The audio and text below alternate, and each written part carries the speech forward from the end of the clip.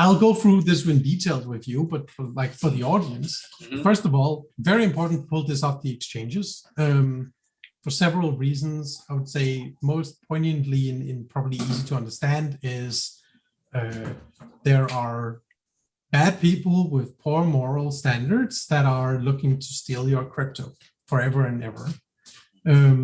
You might feel like it is more secure to keep them in an exchange. I would agree with you right up until I start thinking about it, because what is the place where there is the most crypto to be stolen? Well, that would be the exchange. That is where there is the absolute most. So this is the place that hackers are the most incentivized to be breaking into. And this has happened multiple times throughout crypto already, most infamously with Mt. Gox, but also other exchanges. They have been hacked. The crypto is sent out, and that's it, done. Everything's gone. Secondly, other than that, exchanges are centralized entities, which means that governments can come in and put their thumb on them. You want all your crypto to be confiscated overnight because the government finally have to bow down to the fear that they see in what crypto can do for them. Well, boom, there you go. Now your crypto is confiscated. Or in terms of with ADA, for instance, because your ADA has an impact in the governance system, you're using it as power weight to vote with. If you're keeping your ADA on a centralized exchange, you are in fact giving that exchange your political weight in the governance system. And so now nothing's stopping the exchange to participate in the ADA governance and vote with your ADA, because you don't own anything that's on the exchange. You owe an IOU from the exchange saying that we have 100 ADA in your name and we're going to give you this 100 ADA. But as long as it's in there, they own that ADA. Yes, just like with the bank. Yeah.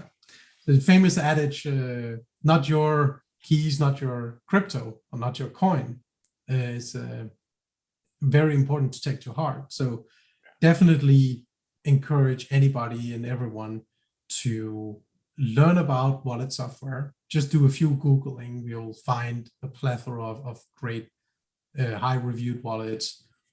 Take them off the exchanges. Even if you're looking to sell them in the short term, sending them back to the exchanges is depending on the blockchain, but in most cases, it's going to take seconds, if not just one or 2 minutes, something like that. Then it'll be on the exchange. Then you can sell it all. And as far as the seed phrase goes, some quick tips for how to do that in the safe regards as well.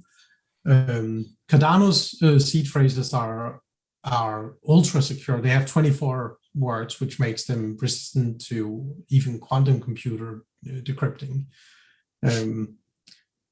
That's a whole other rabbit hole, but so you have like those 24 words or 12 words or however many your wallet using. So you write all of those down. Always do it offline. You don't take a picture. You don't write it in your notebook on your phone or anything like that, because a hacker that's looking for this know exactly what they're looking for. So bad idea to be keeping anything digital. You write down those words and then you encrypt them somehow. Shuffle them around. As the more, the better. But it might be something as simple as you're going to take the first word and the fifth word and swap those two things around. Everything else isn't like in order. If you're doing that, in the case where like 24 words, I think I did some back of the envelope math saying that if somebody wants to crack that, even if they can process 1 million combinations a second, it will still take them 20 million years if they don't guess it until the last combination. Yeah.